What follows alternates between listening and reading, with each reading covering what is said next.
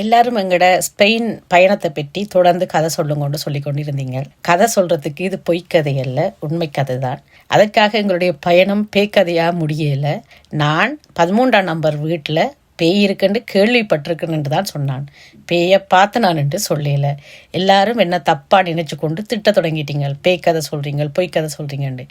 13ஆம் number வீடுண்டால் பேய் என்று தான் கேள்விப்பட்டிருக்கேன். சின்ன வயசுலேருந்து எனக்கு அப்படி கேள்விப்பட்டிருக்கேன்.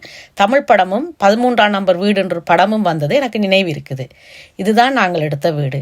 இரவு நேரத்தில் அந்த வீடு எப்படி இருக்குன்னு பாருங்கோ. பெட்டியோர் காட்டுக்குள்ள நடுவில் இந்த வீடு இருக்குது. லைட் போடாமல் இந்த வீட்டுக்குள்ளே வாரதுண்டா எப்படி இருக்குன்னு யோசிச்சு பாருங்கோ.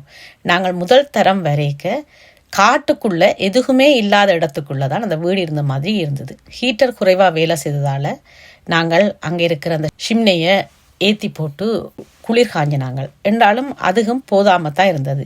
நாங்கள் எடுத்த வீட்டில் ஹீட்டர் அவ்வளவா வேலை செய்யல, குளிர்ந்து நடுங்கி கொண்டு இருந்த நாங்கள். விண்டருக்கு அந்த நாடு குளிர் இல்லாமல் இருக்கும் என்று சொல்லித்தான் கூட்டிக் கொண்டு போனது எங்களுடைய ஏஜென்ட்ஸ். ஆனால் எங்களுடைய ஏஜென்ட்ஸ் எங்களுக்கு போய் சொல்லிட்டா. அதாவது என்னுடைய மகள் எங்களுக்கு போய் சொல்லிட்டா.